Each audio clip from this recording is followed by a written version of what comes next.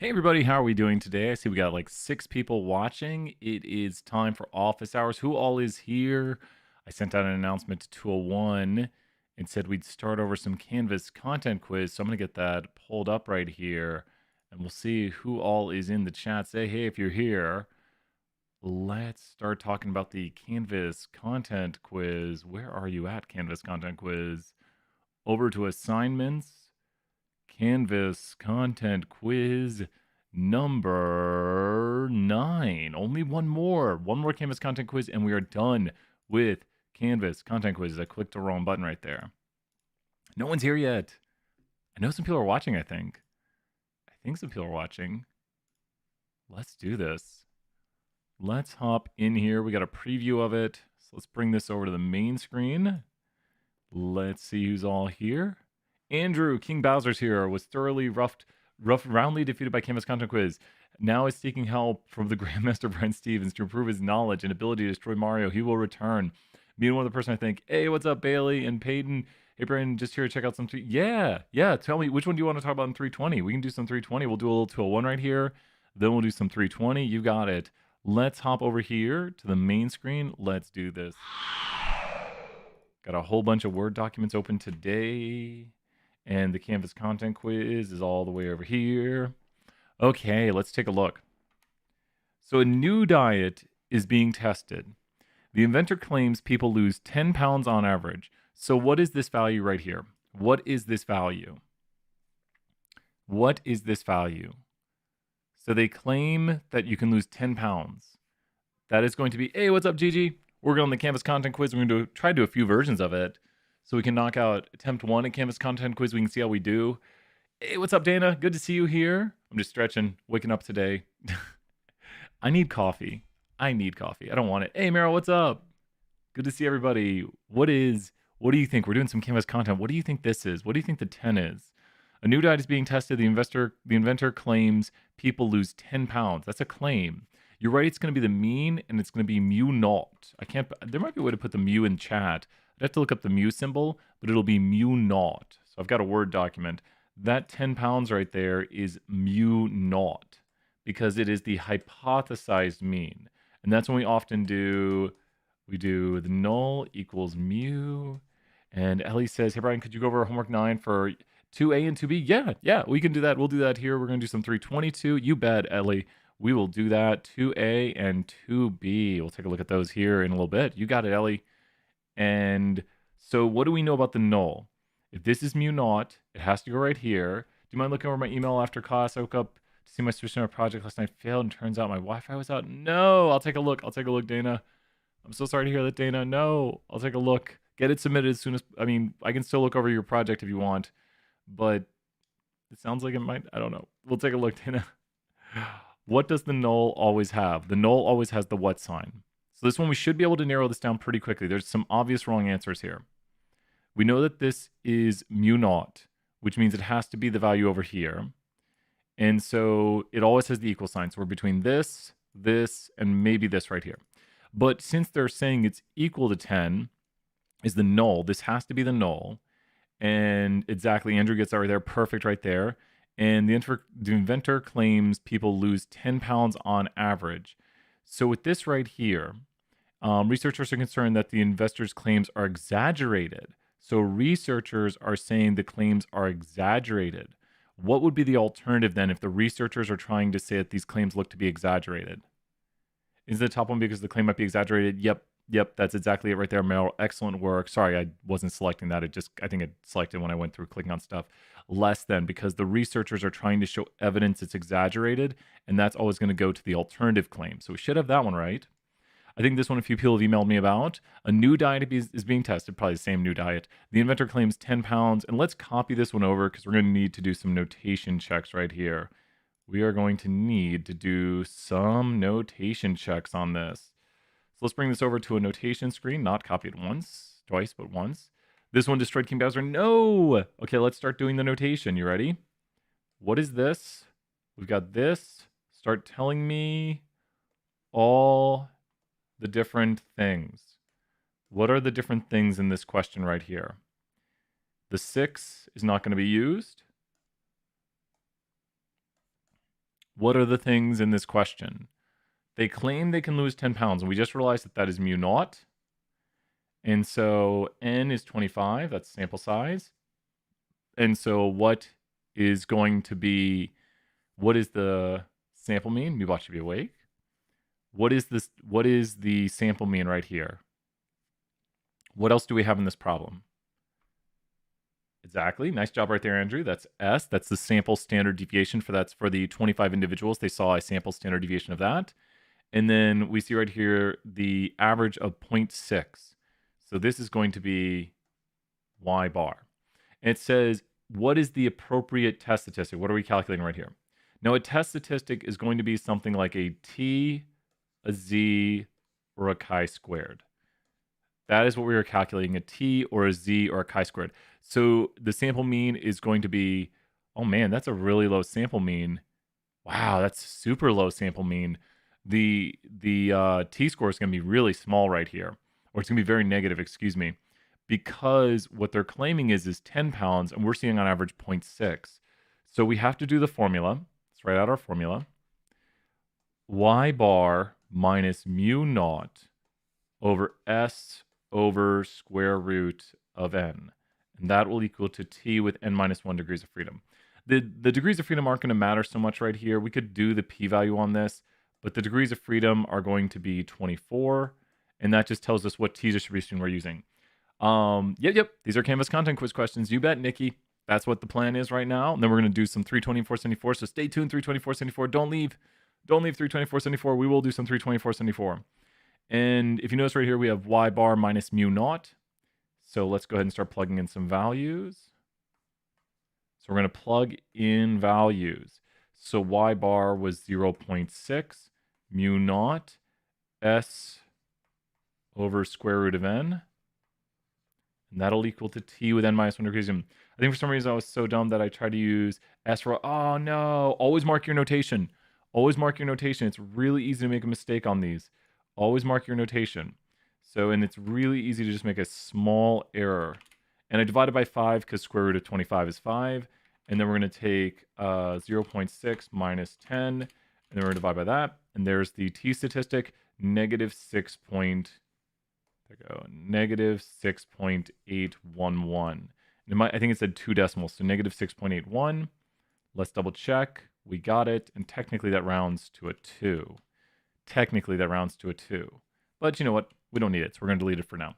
6.81. So that's got that one. Where did you get the 10 from? Yeah, let's show that again real quick right here. 6.81. The 10 is obtained from mu naught. Let's show the formulas. So here's all of our notation. I think that's big enough for everyone to see. This is where we get the 10 from. That is the hypothesized. And so the formula we're using is Y bar minus mu naught, which is the hypothesized value, S over square root of n. Always try to identify your notation. It's all about that notation. Yeah, it's all, no, once you know it, if you practice these problems, you get to the test and you're like, oh, I just plug in the numbers, I identify the notation, I plug in the numbers, and I can solve it. It's just practice. And it's better to see it's easy now. I'm not saying it's easy, but it's better to see where your mistakes are, and then it gets easier, I should say. Just on the test, you only have one shot, and that's why we made the Canvas content quizzes, so you can see problems like this, and then we can work them and make sure you understand kind of where the notation is and how to solve it and what's going on with these questions. So we didn't want, our biggest fear with the tests is, I know that, is it always positive? The t-score here is negative because the value is below the mean. So the sample mean was below the hypothesized mean right here. 10 is mu because it is what is hypothesized. Exactly, and it's mu naught technically. It's mu naught. Because mu is, if we had mu would be the true mean, and mu naught is the hypothesized true mean. So when we put the little naught on it, it stands for it's the one that we're using as our hypothesized value. Such as like p and p naught, where when you have p, that's the true proportion, and p naught is the hypothesized true proportion. So the little naught on there, like what would sigma naught be?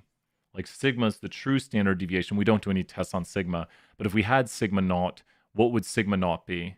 Naught sounds so British. Naught. Sigma naught. Oh man, everyone, I almost had a PS5. I had it in my cart.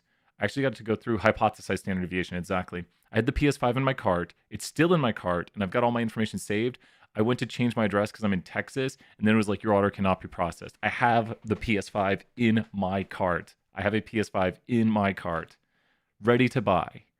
And it's like, it says out of stock, and there's one in my cart. I can't buy it. I know, got 2 more chances today. 3 more chances. So said the PS5 sold out in like a sneaker drop. I got really lucky that one went, like, I got it in my cart. I was shocked because I was clicking it and then it went in my cart and I was like, yo, because the page was being all funky. It was all crazy. Okay, so would we enter the t-score as the negative for the problem? Oh my gosh. Rocky Top, 1,000 points right there. Thank you very much, Rocky Top. You are correct. Rocky Top, great catch. You do enter in the negative z-score. I didn't even, a t-score, the negative t-score. I didn't even see that I did that. I was like, oh, wait a minute. Sorry about that. That is very, very correct right there. That is correct. I make mistakes. It happens. Mistakes sometimes are made. Have you seen the Burger King? What is the Burger King PS5 giveaway? So yep, you get the value from the formula right here. This value right here is obtained from this formula right here. So this formula with the notation, that is how we obtain it. What is this? PS5 Burger King giveaway. I was talking about them this morning. Maybe they'll give us a PS5. Let's identify some notation. Let's circle every number we see. Let's circle every single number. That's a repeat number. What's the bottom formula? Oh, if you're talking about the previous one, Charlie, the bottom formula is the same formula. It's just that this formula has the numbers input. This one does not. These are both one sample t-tests. So this is the one sample t-test. This is chapter 15. Chapter 15, one sample t-test right here. Chapter 15, one sample t-test. And technically, this should have n-1 degrees of freedom. Magic color changing pen. So let's see. Whoop. Whoop. There we go. I think you go in and just order some specific combo off the menu and it puts you in a sweepstakes. Wow, it's so crazy. What notation do we have right here? What notation do we have right here? What notation? Report to 1 decimal. What notation would we have right here? We have 16 bags of M&Ms throughout the years. They know each individual bag has a weight of 1.9 ounces with a standard deviation of 0.4 ounces, and the distribution is normally distributed. You're welcome, Dana. Glad to help out. That's, I know people are really struggling with this one. Good to see you, Ting Yang. So we have 0.4 equals S. I think you're right, King Bowser. Great job right there. Excellent work. And S, and then N is equal to 16. And then what is this right here? So be careful. Does anyone know it says they know each individual bag? Oh, and Andrew, we actually made a mistake. Andrew, we made a mistake. They know these things. They know the weights of the bags are 1.9 pounds. They know the standard deviation is 0.4 ounces. So we made a mistake right here. I was realizing it on the mean. They know the standard deviation. They know the weight, the mean weight. They know the mean. They know the standard deviation. So what would this be right here? Yeah. Definitely. You're right, Andrew. So what is that notation? Now, you got it. We're going to do some 320 here in about, I guess, about 10 minutes. You got it. Don't leave. Don't leave. So what is that notation for the true mean? What is 1.9 in notation for the true mean? Because they know this is the mean, and they know this is the standard deviation. That'd be the sample mean, mu. Yep. Mu is the true mean. And then what is 0.4 going to be? What is 0.4 going to be? So what would 0.4 be then? 0.4 is going to be, so if that's the true mean, the other one's the true standard deviation. And that would be sigma. It'll be sigma, the true standard deviation. So S is sample standard deviation. Oh, no worries. Don't worry, Meryl.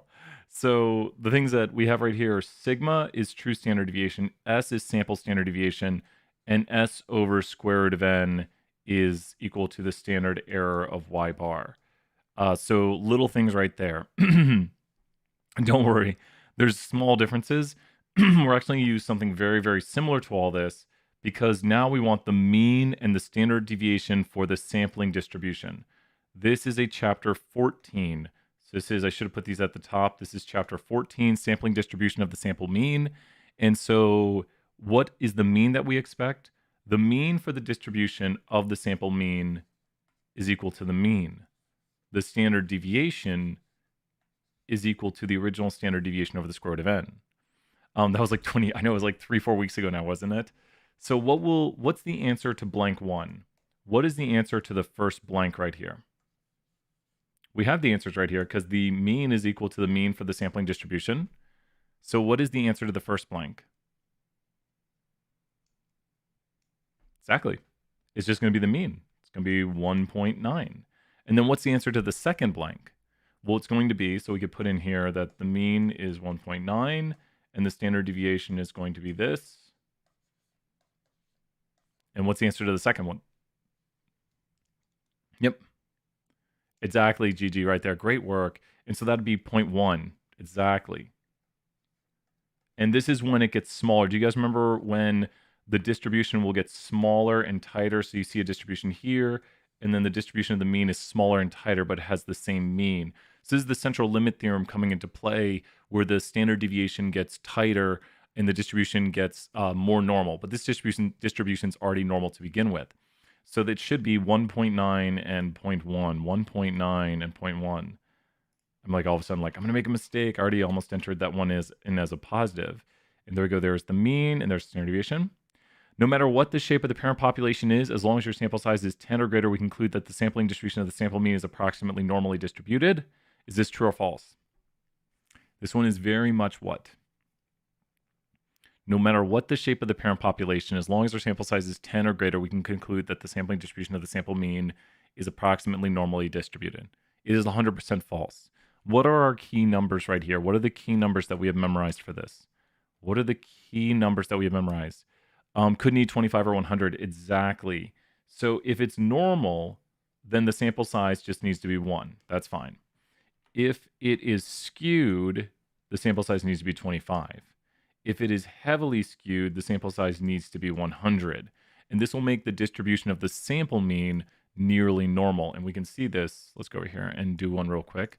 Let's go to central limit theorem applet. And so let's run this right here. Here you go. If you have a distribution that is skewed and you have a very large sample size like 25, and this is moderately skewed, what you're looking at down here is the distribution of the sample mean, which is the average of 25 dots. So that blue dot right there is the average of 25 dots. And every blue dot you see down here, every single one of them will be the average of 25 dots. So this is the average of 25 dots. It's a mean of a sample size of 25. You can repeat this process, and what do you get? All of a sudden down here, this skewed distribution, it's not extremely skewed, it's skewed.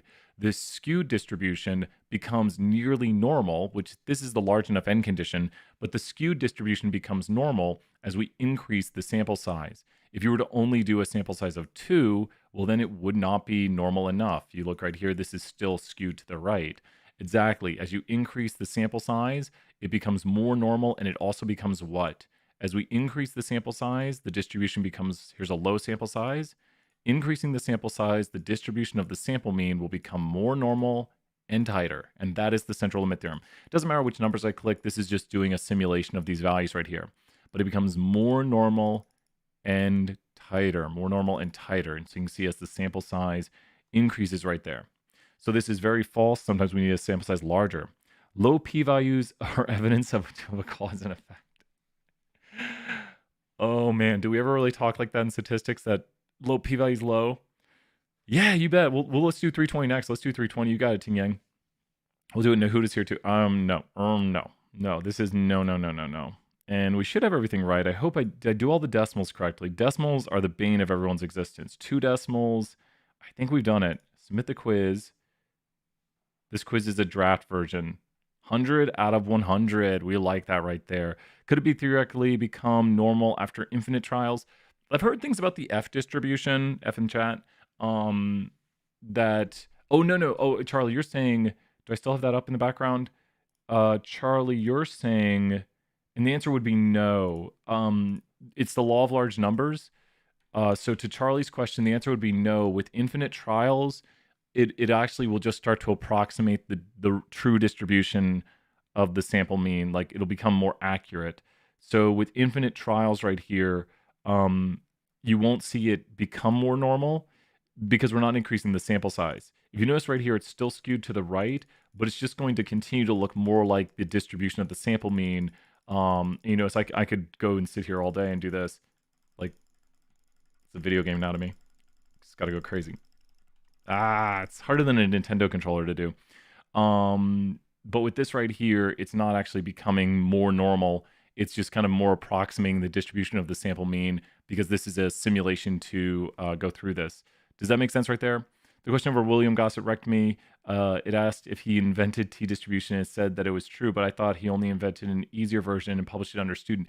Yeah, no, he did. William Gossett invented the t-distribution, but he called it the student t-distribution because it was a pseudonym. They wouldn't publish it. What's his name? Ronald Fisher wouldn't publish his work, so he published it under a fake name and called it the student t-distribution. So is that the only one that got you, Andrew?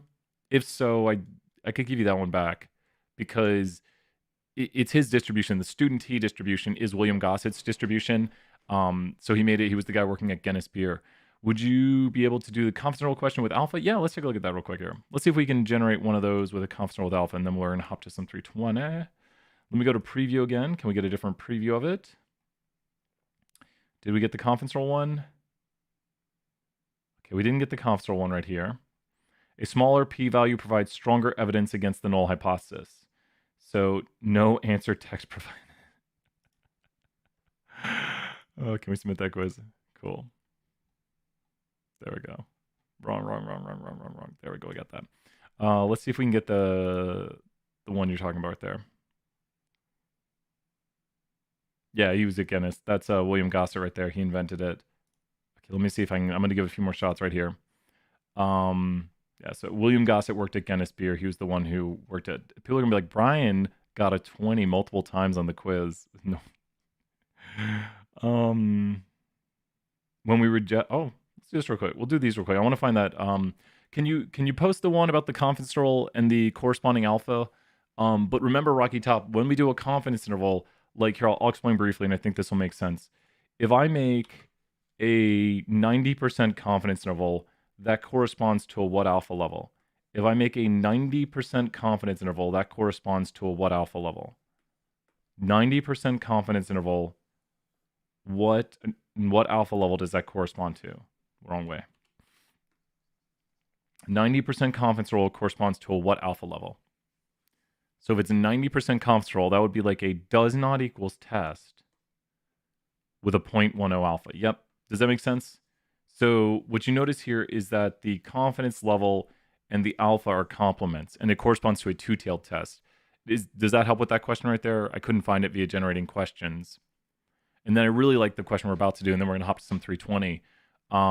Did we go over the which is the following is not a requirement for testing means question? I bet you that one, Meryl. I bet you that one is success failure. Is that one of your options right there? Because we don't do, if it's conditions, we don't do success failure for testing means. Is that one of the options, Meryl? If I'm guessing. How did you do in Among Us? I did all right. I never won as an imposter, but we won a few times as crewmates. I got a few kills as the imposter. Yeah, and that should be it right there because we don't do success failure when testing. Hey, Kiana, what's happening? We're about to do some 320 here. Awesome. Great job right there, Meryl. That's what I was thinking it would be. Oh, which of the following is not required? There it is right there. Yes, when you do accept or reject the value. We never accept it. We never accept it. We only, and then here we go. So here, let's review the type 1, type 2 error. Are you ready? So we're going to do this one right here, talk about type 1, type 2 error. And we never accept a thing. We never accept it. We only reject or fail to reject the null. And fail to reject means do not reject the null. Fail to reject is do not reject. When we reject the null, when the null is true, we've done what? And I think Charlie knows it well. What does this stand for? In a type 1 error, the null is what? In a type 1 error, the null is what? In a type 1 error, the null is what? What am I making right here? In a type 1 error, the null is what? In a type 1 error, the null is what?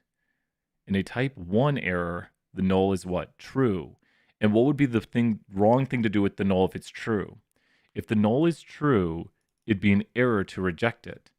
Now, in a type 2 error, the null is false. In a type 2 error, the null is false. I know I make students do this in class. Like, if you start doing this, it makes sense. It's like, in a type 2 error, the null is false and we fail to reject it. In a type 2 error, the null is false and we fail to reject it. Boom, you got it. In a type 1 error, the null is true and we reject it. In a type 2 error, the null is false and we fail to reject it.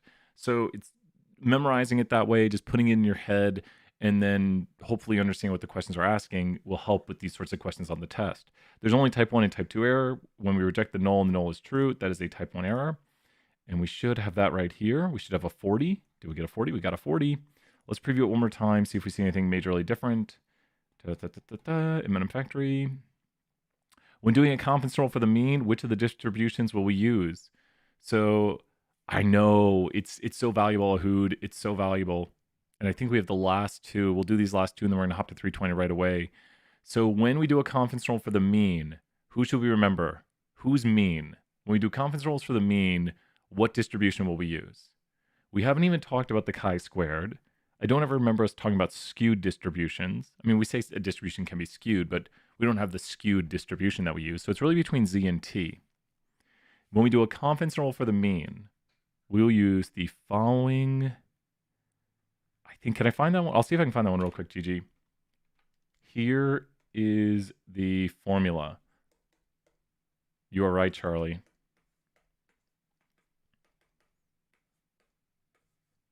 There's the formula. That is the confidence interval for the mean, and we will use t. So we will use the t distribution right here.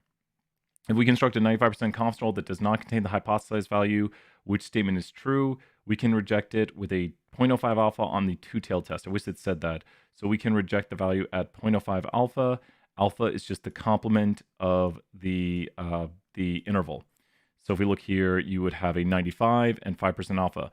Awesome. Great job, Meryl. So glad you got it. We should have another 40. We're making 40s all day long. 40, 40. Let's see. Could you go over which of the following would you use to check the nearly normal condition?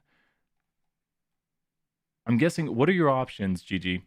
Because the things we can use, and this is the last one we'll do right here, and then 320 right away. So we got like 33 minutes left. Let's do this. Okay, so the three things we can use are: one, I wish I had the graphic from yesterday. Look at the histogram. Two, normal probability plot.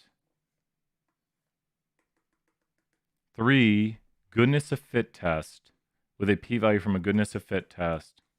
And four, large enough n condition. So the four ways we can check it are: look at the histogram, three number. I put the number after it, sure. And then number four is the large enough n condition, where if it's normal, that's good. We just need one observation. If the parent distribution is normal, skewed, and heavily skewed right here. Yeah, so bar chart. Oh, so what are bar charts used for? What are bar charts used for? What kind of data? Think about your project. What kind of data do bar charts are used for? What kind of data do we use bar charts for? So that should give you a hint right there. What kind of data do we use for bar charts? Yep, categorical variables. And when do we do the nearly normal condition? When the data is what? When do we do the nearly normal condition? Because if it was bar charts, it'd be categorical, and then we'd probably be doing success failure.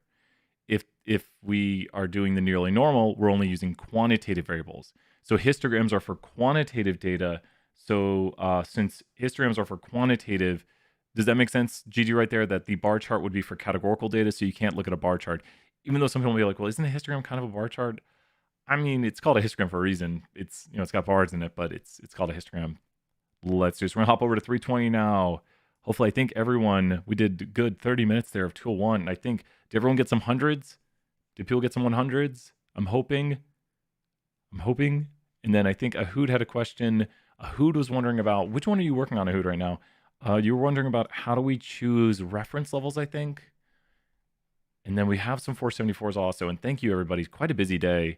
I really appreciate it. Man, I keep saying to everybody, I can't believe how fast this semester's gone by. And I'm really glad. It makes me smile when I look at an office hours video and it has like 300 views. So if you're watching this, thank you. I'm like, okay, good. Because I tell you, some mornings I'm just like half asleep and I'm like, okay, let's do this. Let's get all the energy. Let's do this. I need my coffee. I'm never getting coffee again, am I? Never getting coffee. So let's see right here. If I could have coffee, that'd be amazing. I don't know. I keep thinking about it. Let's see. We are going to go to assignments and let's take a look at the assignment right here. Categorical regression right here. We only have one more assignment. One more assignment. Oh my gosh. And we'll be releasing. So Hood was wondering about. Which one? Hood, are you here? And there was another 320. Let me see. If you're 320, ask questions. Could you go over encoding categorical variables such as indicator variables? I didn't understand levels and when they are first or last. Okay, yeah. And then for 320, I'd like to see if my code for 1C is correct, maybe 2B. 1C and 2B. Okay. So 1C, we need to make a model right here for 1C. Let us compare the average demand for rainy and non-rainy days after accounting for temperature. Fit a regression model predicting demand from effective temperature and weather.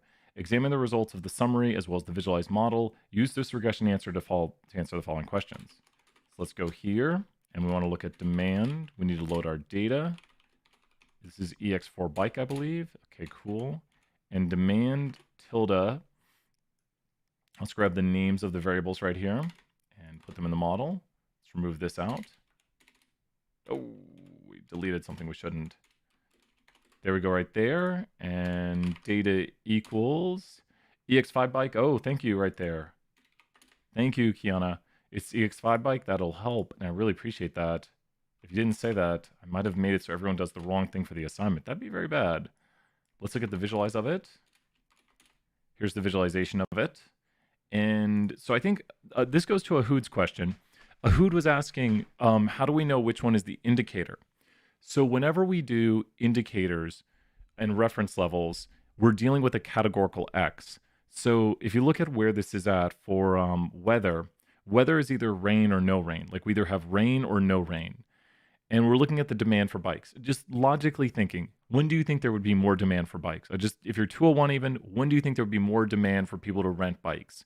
When there's rain or no rain? When do you think there would be more demand for people to rent bikes from a kiosk? You know, one of those things you walk up, you rent the bike. When do you logically think? No rain. Exactly. Great job, Ahood, right there. No rain is when we would logically think there would be more demand. So at least the way it's color coded is it always makes the reference level black. But why is no rain the reference level? Why is no rain the reference level? Why is no rain here the reference level? Why is no rain the reference level? And so there's only one reference level. First alphabetically. First alphabetical. So no rain, LMNOPQR. So LMNOPQR. So N comes first. And so the no rain right here is the reference level. And then rain becomes the indicator. So whenever you have categorical X's, if you were to have like the children in my family, we have Brian. My handwriting will eventually just be a scribble. It already is. Darren and Emily. And if we do them in order by which they were born, we should probably do Darren, Brian, and Emily. If we were put into a model here, then who would be the reference level and why? So if we were to put into a model, what would we see as the reference level? And why? Brian, and this is for X's. Brian would be the reference level because Brian comes first alphabetically. So this is different than logistic. Remember, in logistic, the level of interest is last. For indicators, the reference level says I am first. I am first is the reference level. I am first. The reference level is first, and then these two other ones become indicators in the model. You do not see the reference level. When we look at the summary for the model, we will not see the reference level. So let's go ahead and summarize this model right here. And here is the summary of the model. The summary of the model does not show the reference level because the reference level is what we are comparing to. So we are going to compare the rain level to the no rain level. And what do you notice about the coefficient of rain? It means 2 days that are otherwise identical, where on one day it rains and the other day it does not. The day where it rains, we would expect the demand to be 656 less. 2 days that are otherwise identical, where on one day it rains and on the other day it doesn't. The day where it rains, we would expect the demand to be 656 less than the day where it does not rain, because we're comparing a rainy day's demand to a non-rainy day's demand. Is that making sense right there? And does that help out with how do we choose which one is going to be the indicator? So this is an indicator variable in the model. If there were more levels to it, like I've done a few where there's more levels, like we were doing, awesome, Ahood, great job. We were doing this today where we had handedness. And if you look right here, this model has multiple, because what is the indicator for handedness? Can you go over what the p-value in this means? Sure, yeah. So what does the p-value of weight right here mean? The p-value of weight, and is that, let me make sure, is there a specific question that does that one? Is there a specific one that asks like what the p-value of a certain value means? Because this one I did right here, which is not the assignment, is a little bit more complicated for two reasons. One, this is logistic regression, and two, we have an indicator, a 3-level categorical variable making 2 indicators. So with this one, these are the differences from the reference level. But for the previous model right here, if we look over what the p-values are, each one of these is whether or not effective average temp and weather rain, which this is just weather because there's only one level to this, or 2 levels, excuse me, but 1 indicator. So this is the significance of weather in the model, and this is the significance of average temperature, effective average temperature in the model. But if you have something with multiple levels, then these are the differences from the reference level. And you would have to draw both of these with a partial f to look at the significance of handedness in the model. So to see the significance of the variable handedness, you'd have to remove both of these and compare a model with and without. And the p-values, when removed, would tell you if handedness adds with it significant information unaccounted for by the other variables in the model. So what do these p-values mean? It means whether or not effective average temperature and weather rain are adding additional information into the multiple model. Does that make sense, Kiana? So the p-values in a multiple regression tell us whether or not the variable is adding with it new information unaccounted for by the variables already in the model. But be careful, if it's a multiple level categorical variable like this, then the p-value tells you if it's statistically significantly different from the reference level.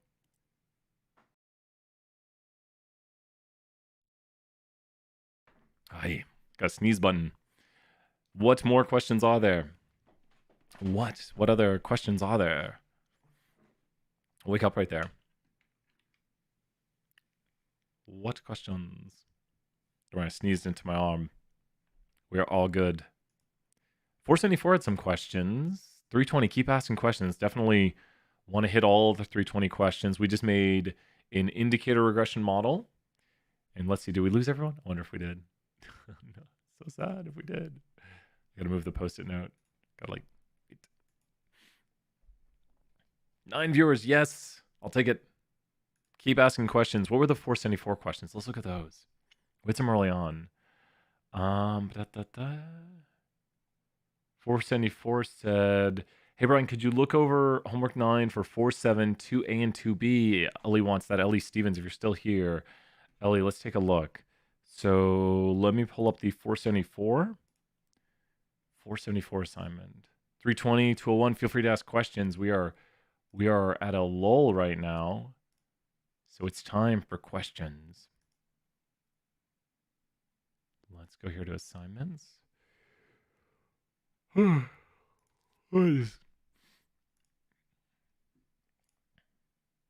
let's take a look. 2J, people are saying 2B, 2J. Can you go over the implicit regression equation? Yeah, we're going to do the implicit regression equation. So let me write this out right here real quick, and then we'll do the next one, and then we'll do some 474. Oh, look, I love it. I love when we get some, yep, 474 is ready. 474 is like, wait, what?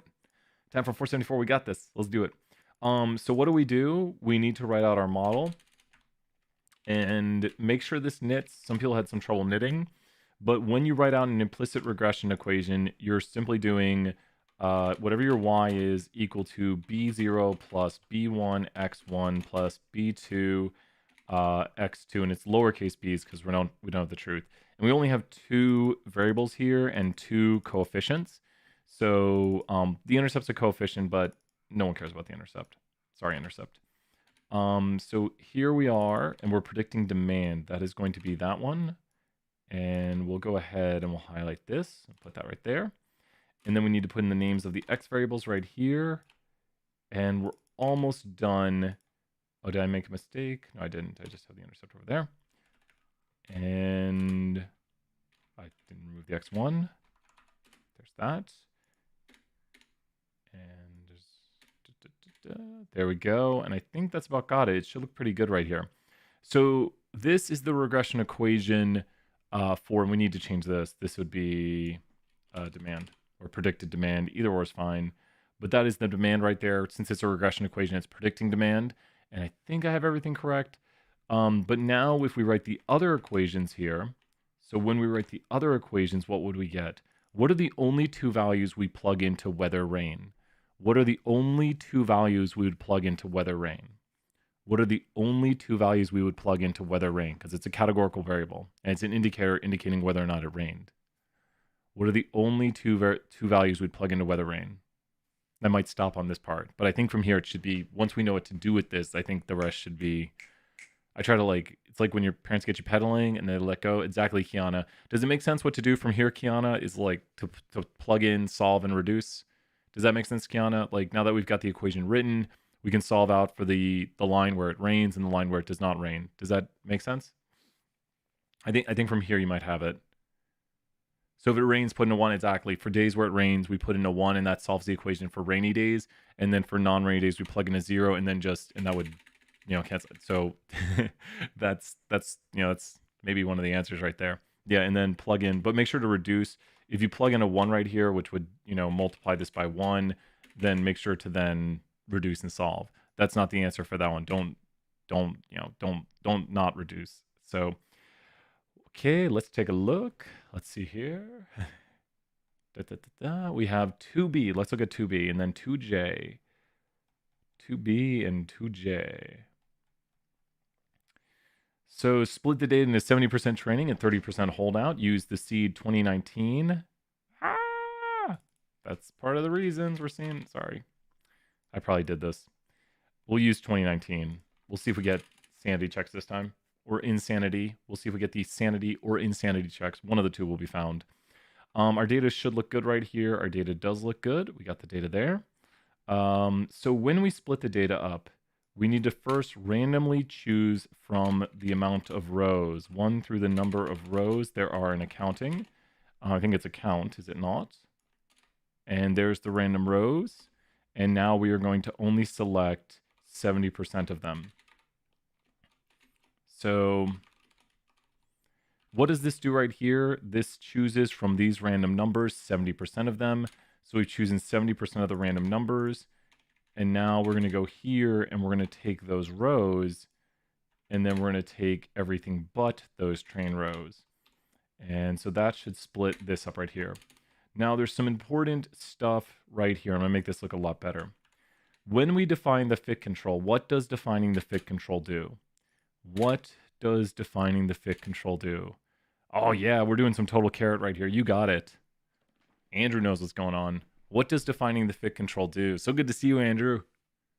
What does defining the fit control do? I might get my haircut this weekend. There's plans. Eventually. What does defining the fit control do? So the fit control controls what? And this is a huge hint right here. That's a huge hint. What does the fit control do? And we don't always have to use method CV. No haircut. I'll just go till my hair is like all the way. Yeah. And this one you can do this. There we go. It's gonna, the fit control will control how we do the cross validation. So the fit control controls how we select our model, and it also controls what we optimize on.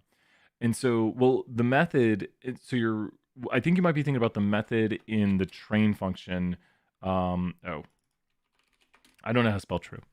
The method in the train function will choose between like vanilla regression, gradient boosted, exactly. So that's the method in the train function, and then this controls the validation portion of our model. So when we go down here, we might have a further one. We've made a bunch of models. Amber was wondering about 2J. Hij. Okay, so let us see how the models did on the holdout samples. So for the models on the holdout samples, and I might go over here and cheat and grab from the data mining carrot, this is one of the best things ever because we have a lot of the code right here. We're going to look for proc resample. Let's go to resample. There it is, post resample.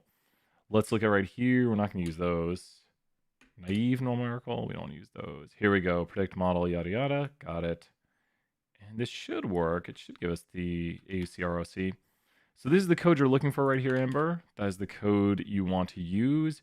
That should tell us how it does.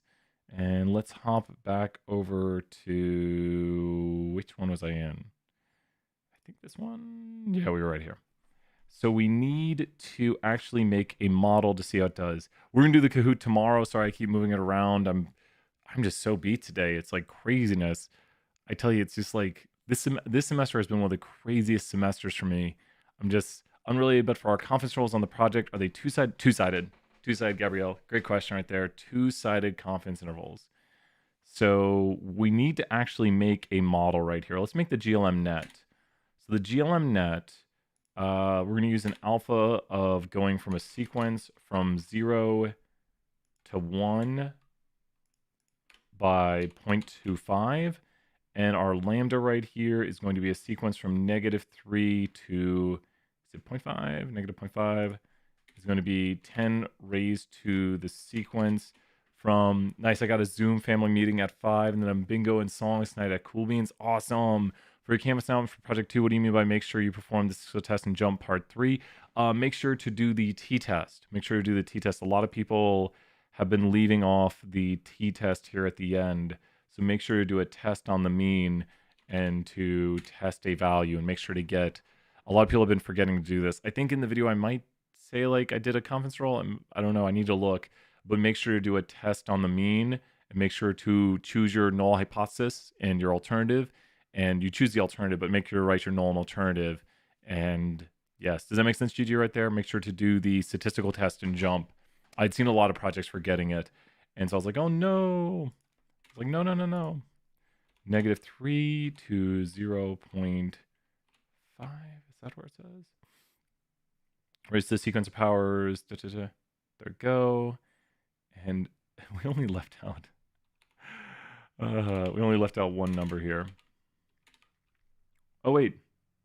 And alpha is the sequence of 0 to 1. Okay, wait. Alpha needs to go up by 0.1. And this needs to go by 0.5. So that did it right there. So is it supposed to be two-sided? Yep, two-sided. I'm trying to figure it out right now. I will let you know if I need more help. They are supposed to be two-sided. So you'll pick, I think it's default two-sided. So you'll pick the two-sided. That will be what we have. We are predicting purchase, right? Purchase tilde dot and data equals train. Method equals GLM net. Tune grid equals GLM net grid.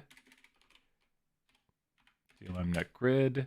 Oh, doing my spacing right here. TR control equals fit control. And preproc equals center and scale. Always use the autocomplete. A lot of people forget the capitalization. And preproc equals concatenate. Should be center scale. That's an easy one to make a mistake on too. Is it capitalized? Let's check. We're in number 7. Easy to make a mistake on that. And here it is right here. Preproc equals center scale. So easy. I've seen many mistakes on that. I've made a mistake on it. I don't think it gives you an error when you make a mistake on it. Yeah, it's just spacing. So that's fine. And that's got right there. So unless I get into both 400 level course or BS, then you do teach time series regression summer. I can graduate in the summer. If not, I'll probably be here another semester. Oh man, well, I'm here to help out, Andrew. Let me know if I can do anything. And if you take time series with me, that'd be awesome. One last course, time series. I've taught you in, my gosh, I've taught you in 4 courses then. That is absolutely crazy. Let's plot this here then. And we'll be using R. It'll be so much fun. Look at that. So what does this suggest to us right here with this model? And I don't know why the plot's not. Oh, we got this. Oh, I didn't teach you for through 20, did I? So what do you see right here? They switch me around sometimes. Sometimes I teach like only 474 or only through 20. And so people are like, no. And I'm like, oh, I'm sorry. What do you see right here for this model? Yeah, Dr. Lee is great. Dr. Chung Lee is awesome. Which regularization parameter should we use, Andrew? Which should we use, a high or low regularization parameter, which is actually really interesting. And actually, when I think about it, it makes me want to check something. Can Excel do almost everything R can, like mathematically? Maybe. I doubt it could do this, because right now R created, you know how like when we did regression, we created one regression model. Right now inside of R, we just created 66 regression models, and nothing's stopping me from creating way more regression models.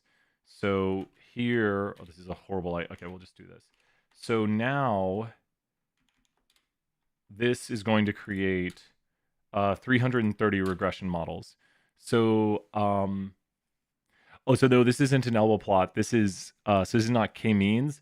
This is just us looking at how the ROC, and oh, we want a high ROC. My brain broke. We want a high ROC. I was in RMSE mode. So the green one's doing really, really bad. So now we've created, wow, look at that.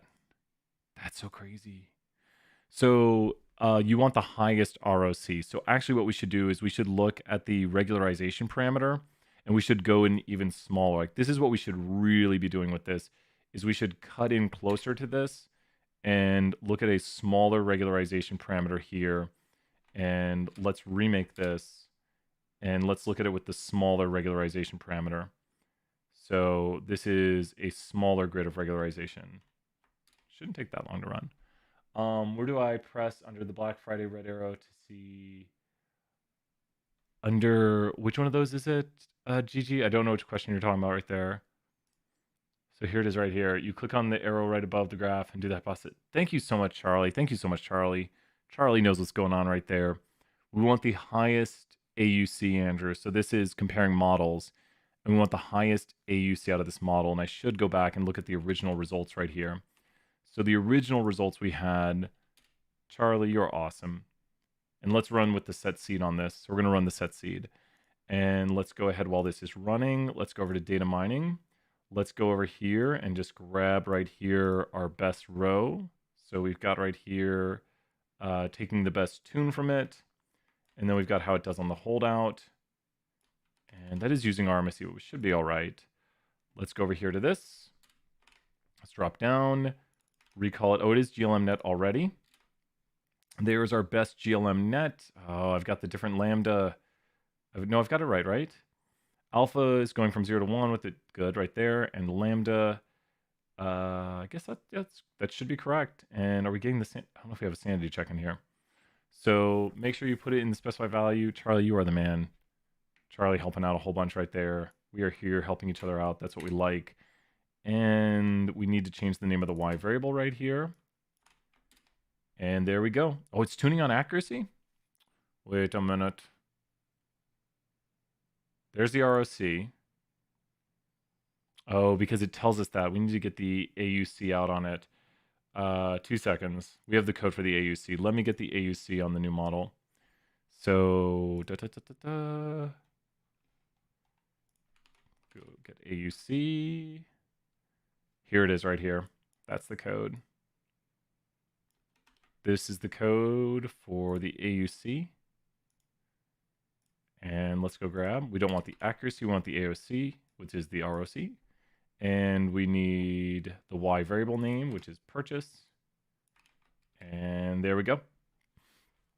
So think it was it Ellie was asking, or was it who was asking? I think it was Amber was asking. So right here, Amber, we have how is the model doing on the new data? And are we getting the sanity checks? 2J.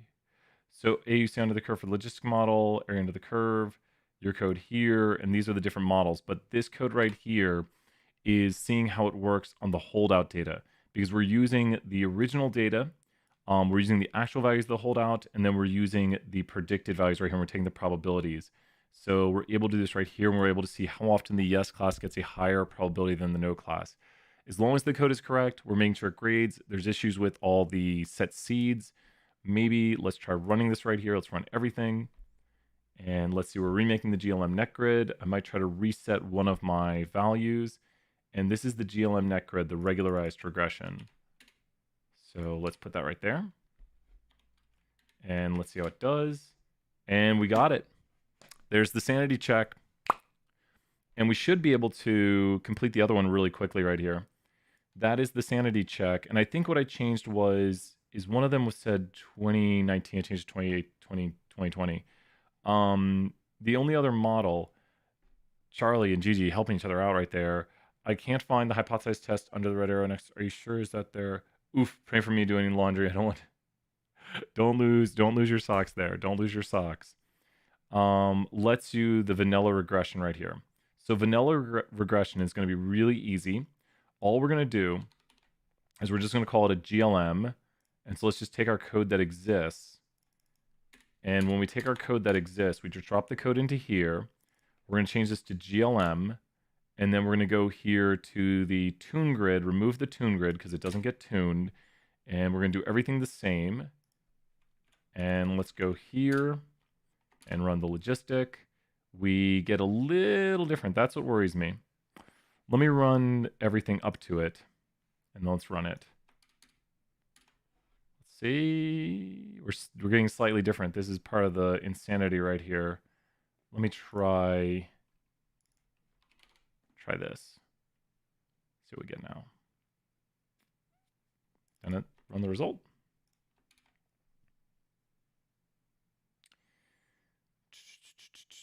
Yeah, it's not. See, this is part of the. See, I don't know why the other one would work and this one wouldn't. And then we can take, now that we have a GL. Oh, wait. Did I overwrite my GLM net grid? I did. We don't want to do that. And, oh, no. There we go. Okay. I'm just slowly losing my mind, everyone. Ignore me.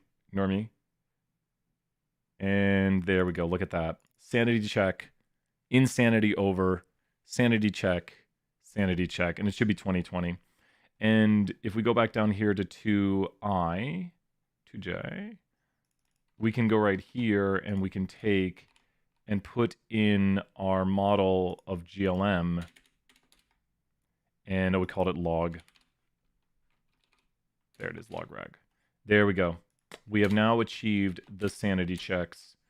Insanity over. Don't tell me that just went wrong. Oh, because I overwrote it. That's why. Don't worry. I overwrote my models. That happens all the time if you don't change your code. We're running all my models again. So all the models are running. And then we're going to run the data right here. So the big one is this one because it has such a big tune grid. And then now we're going to go ahead and run this. And we get sanity check number. We should see both sanity checks on here, right?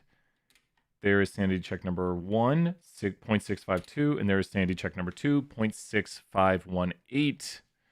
So does that make sense right here? I know I'm in need of it too. I'm like, when's fall break? I hear fall breaks in like 2 or 3 weeks. Fall breaks in 3 weeks.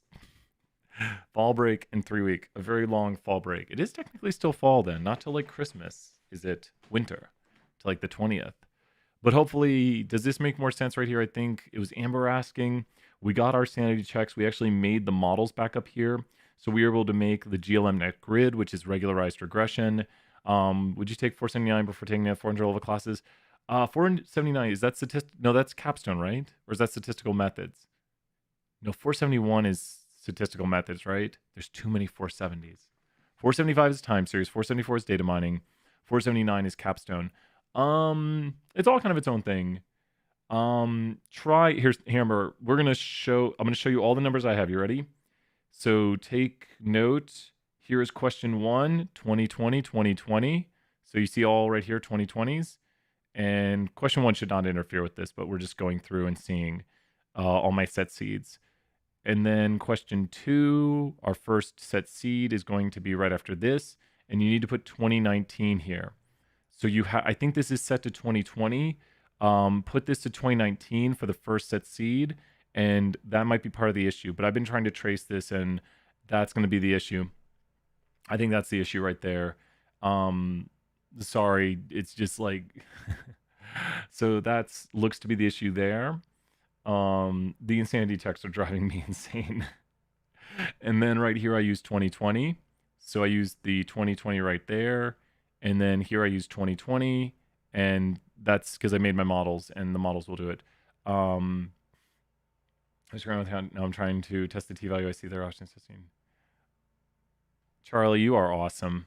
You're awesome. And so did everything get worked out, GG? I have my histogram with the count access on, but now I'm trying to test the t-value and see options that say test mean, test standard deviation, but I can't find hypothesized test. Yep, it'll be the test mean. I think Charlie might have said that. Choose the test mean option. Yep, Charlie already said it right there.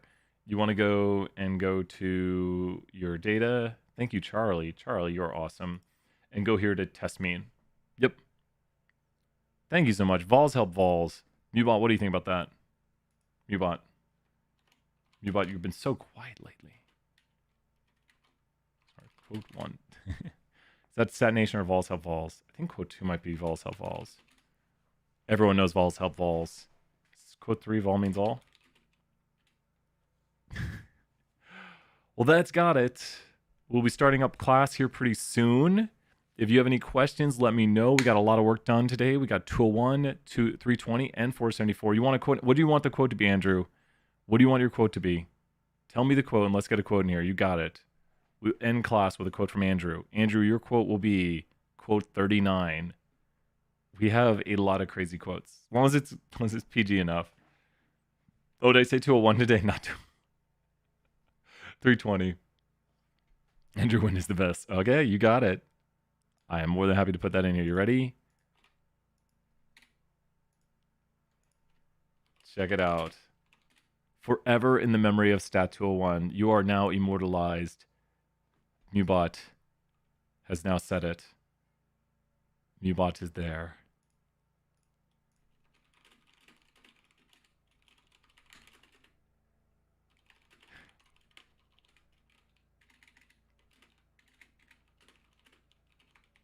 Mubot is revolting.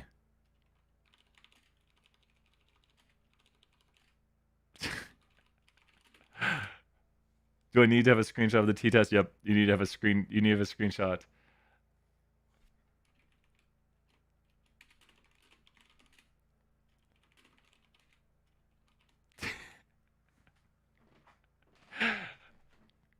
So with that, we will head off here. Everybody, I hope you have a great day. I'm just having some fun right there. I can talk as Mubot. Mubot was revolting. Mubot was it's just fun. I didn't realize that for a while that I could actually talk as Mubot. I could like click and go to the bot and talk as the bot. But that's got it. Good to see you here, Dan. We did the Canvas content quiz at the start, Dan, so check that out. So at the start of this stream, you'll see the Canvas content quiz. Check it out. If you have any questions, let me know. I'm going to head off, but I'll see everybody later. And we're going to be doing Kahoot tomorrow, so swing back by for Kahoot. 54 hours, Charlie. That is awesome, and I love it. I love that Andrew has been here a long time. We got a bunch of people. See you later. Andrew, flex on them with some points right here, Andrew. Before we go, Andrew, flex on them with some points before we go.